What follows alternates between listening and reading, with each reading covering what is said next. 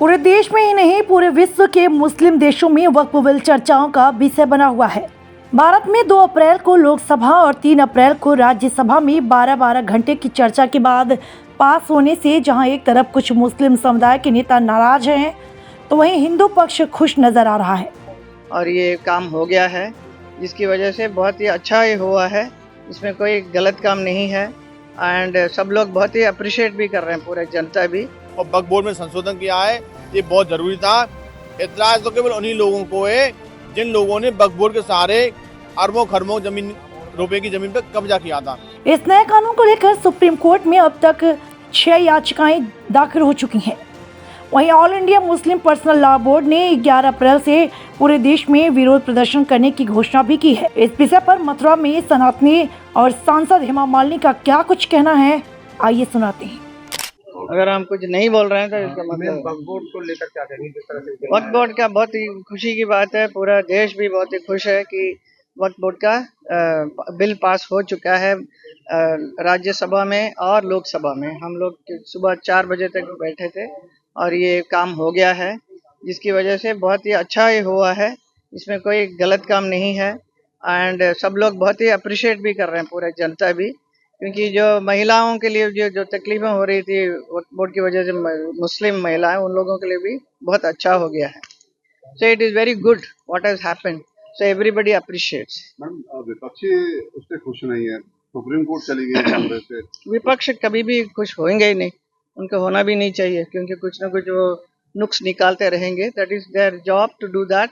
But हमें बहुत ही खुशी है कि हमारे पार्टी के सभी नेता लोगों ने मिलकर इसको पास कराया है। अमित शाह जी को बहुत बहुत धन्यवाद, मोदी जी को धन्यवाद।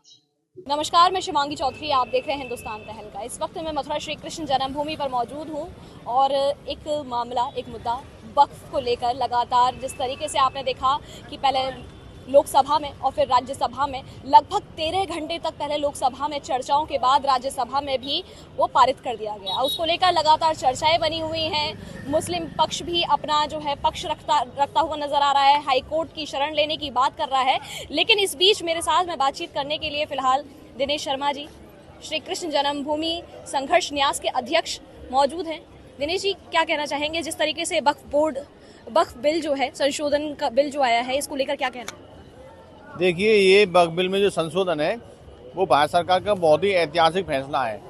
इसमें जो कुरीतियाँ थीं, जो बुराइयाँ थीं, उनको संशोधित किया गया है।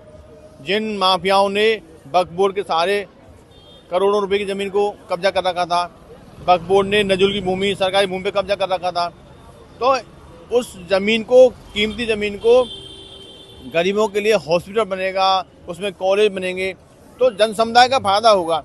इसलिए भारत सरकार ने बहुत अच्छा सोचा है और वक्फ बोर्ड में संशोधन किया है, ये बहुत ज़रूरी था।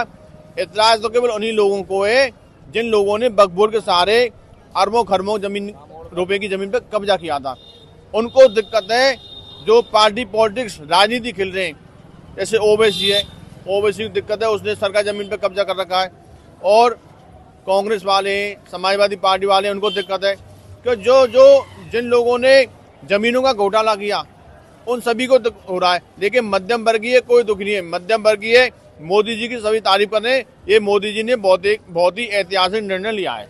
चैलेंजिंग था काफ़ी ज़्यादा। 13 घंटे तक पहले चर्चाएं हुई लोकसभा में, फिर उसके बाद राज्यसभा में, वहाँ पर भी काफ़ी घंटों तक पूरी रात जाग करके ये जो है संशोधन किया गया है।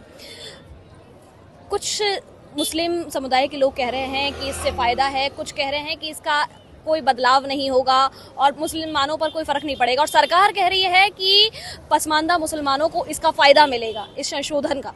देखिए, इससे फ़ायदा तो सभी को होगा। जो भी सरकार योजना बनाती है वो किसी धर्म के लिए नहीं बनाती, वो योजना सरकार ऐसी बनाती है जो सभी समुदाय को फायदा हो।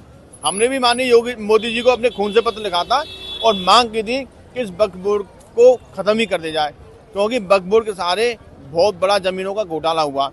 इस वक्फ बोर्ड ने नजुल की भूमि, गरीबों भूमि पर कब्जा किया। तो इस भूमि को हमने कहा था, यदि आप वक्फ बोर्ड को समाप्त नहीं कर पाए तो उस ज़मीन की जांच की जाए जो वक्फ बोर्ड ने कब्जा कर रखा है। उस ज़मीन को वापस लेकर उसमें हॉस्पिटल और विद्यालय बनाए जाएं और पुलिस के लिए क्वार्टर बनाए जाएं, क्योंकि पुलिस वालों के लिए रहने की बड़ी दिक्कत होती है।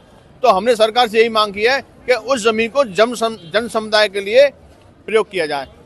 कल ये जब बिल पारित किया गया, संशोधित किया गया, तो उसके बाद देखा गया कि जुमे की पहली नमाज थी, तो उस पर हमने काफ़ी सिक्योरिटी हर एक जगह पर देखी, चाहे दिल्ली हो फिर संभल हो, दिल्ली से लेकर संभल तक हाई सिक्योरिटी थी। कई मुस्लिम जो हैं वो अभी हाई कोर्ट का सहारा लेने की बात कर रहे हैं, तो इस पर आपका कुछ कहना है? देखिए, मुस्लिम समुदाय है ना, इसमें जो कट्टरपंथी लोग हैं वो मुसलमान भाइयों को भड़का देते हैं। जैसे मौलाना कह रहे हैं कि 1947 वाला जनसंहार हो जाएगा। मैं ये कहना चाहता हूँ कि सभी योजना सरकार की जो होती है वो एक जन समुदाय के लिए फायदेमंद होती है। तो दिक्कत केवल माफिया को होती है और माफियाओं पर बुलडोजर चलेगा। माफिया कोई बोलेगा तो उसको पाकिस्तान भेज दिया जाएगा। अब तो ऐसी सरकार है जो सबका साथ और सबका विकास चाहती है। अब कोई भी व्यक्ति यदि दंगा भड़काने का प्रयास करेगा या देश को बांटने का प्रयास करेगा तो उसके खिलाफ सरकार सख्त कार्रवाई करेगी। देख रहे हैं फिलहाल जिस तरीके से ये हिंदू पक्ष है, मैं मुस्लिम पक्ष से भी जानने की कोशिश करूंगी कि आखिर कुछ लोग जिस तरीके से विरोध भी कर रहे हैं और कुछ लोग इसका समर्थन भी, चाहे फिर वो मुस्लिम हो चाहे हिंदू हो, दोनों ही लोग जो हैं समर्थन करते भी नजर आ रहे हैं। इस मुद्दे पर आगे मैं और भी चर्चा करूंगी। फिलहाल के लिए इतना ही।